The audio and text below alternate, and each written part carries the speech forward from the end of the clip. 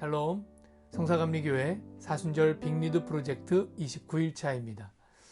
마태복음 24장을 함께 읽을 텐데요. 마태복음 24장은 깊이 생각해 볼 부분이 많은 말씀입니다. 그래서 오늘과 내일 이틀에 걸쳐서 마태복음 24장을 읽도록 하겠습니다.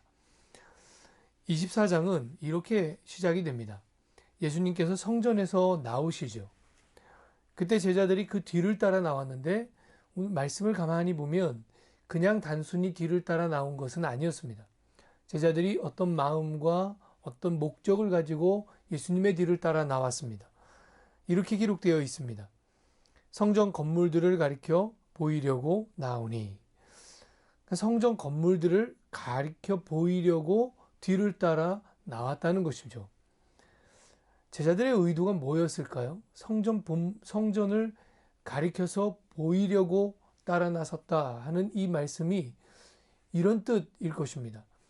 아마도 제자들은 웅장한 규모의 성전, 그 모습에 어느 정도는 감탄하고 있었을 것입니다. 아마 모든 유대인들의 마음이 그와 같았을 것입니다. 그러나 동시에 과연 예수님께서는 이 성전에 대해서 어떻게 생각하고 계실까 하고 굉장히 궁금했을 것입니다. 제자들의 마음을 아셨던 주님께서 제자들에게 가장 충격적인 대답을 하시죠. 예루살렘 성전이 철저하게 파괴될 것이라는 거예요. 그 내용이 이렇습니다. 돌 하나도 돌 위에 남겨지지 않을 정도로 철저하게 파괴될 것이다. 너무 놀라운 말씀이었기 때문에 제자들이 기가 막혔을 거예요. 그래서 그 이후에 꽤 긴 시간 동안 아무도 예수님께 다음 질문을 하지 못하고 침묵한 채로 감람산 위를 올라갑니다. 감람산에서는 예루살렘 성전이 마주 보였습니다. 그래서 감람산에서 예루살렘 성전을 마주 보며 제자들이 그제서야 정신을 차리고 다시 질문을 하죠. 언제 그런 일이 일어나겠습니까? 하고 묻습니다. 여러분, 그러나 중요한 것은 언제가 아니죠. 우리가 사는 동안 이런 느낌을 받을 때가 있습니다. 하나님께서 우리 시대를 키질하고 계시구나. 또는 하나님께서 지금 내 인생을 키질하고 계시구나. 하나님이 인생을 키질하신다는 것, 그것은 하나님이 우리의 인생에 무게를 재신다는 거죠. 여러분, 키질이라는 게 뭡니까? 저는 사실 도시에서 자랐기 때문에 키질하는 장면을 거의 보지는 못했습니다. 다만 어릴 적에 시골 외가댁에 가면 가끔 한 번씩 그 장면을 보곤 했는데요.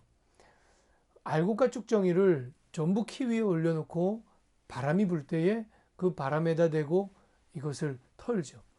그러면 무게가 무거운 알곡은 다시 키 위로 떨어지고 가벼운 쭉정이들은 바람에 의해서 다 날아가 버립니다. 그게 키질이죠. 무게를 재는 것입니다. 마땅함을 재는 것이죠. 자격을 재는 것입니다. 여러분, 하나님의 키질은 교회를 다니느냐 아니냐 아무 상관없습니다.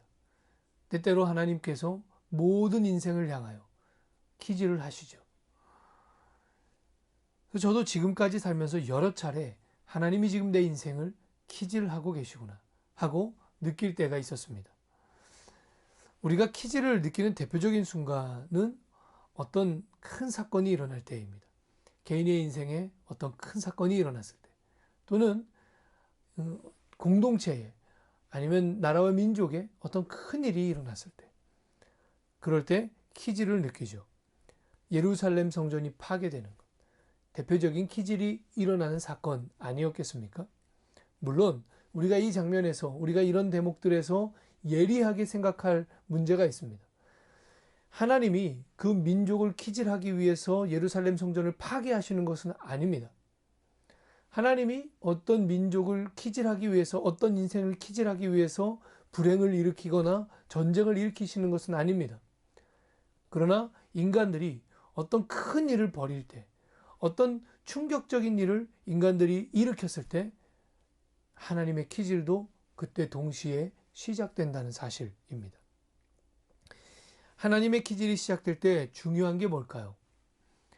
평소에는 쭉정이처럼 살다가 언제 하나님이 키질하실지를 잘 예측해서 그 순간에만 알곡처럼 흉내를 내면 되는 것입니까?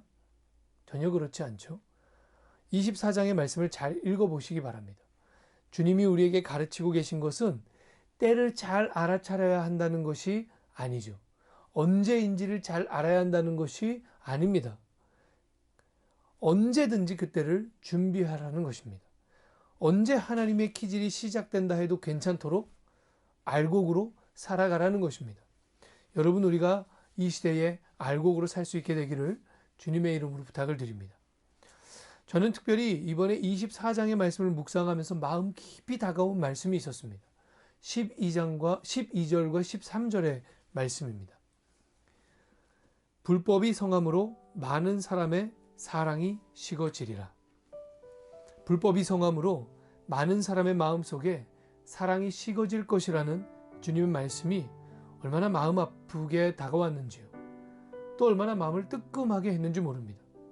정말 그렇죠. 불법이 성하면, 신뢰가 깨어지면 마음이 지칩니다.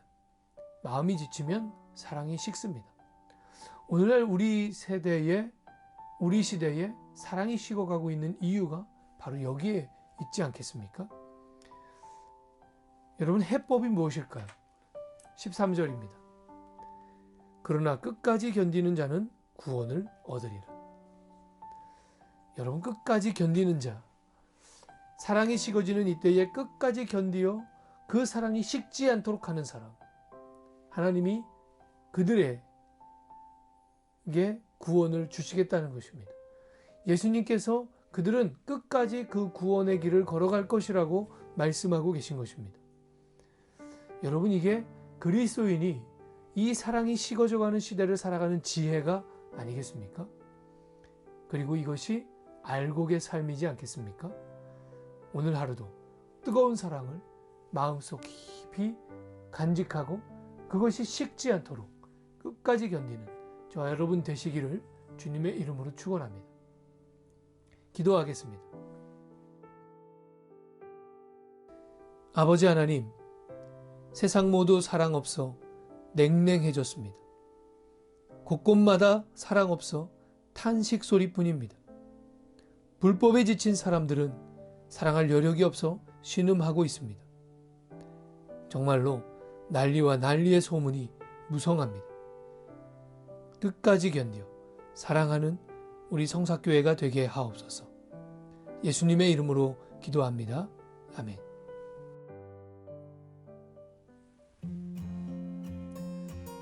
여러분, 오늘 하루도 강건하시고요.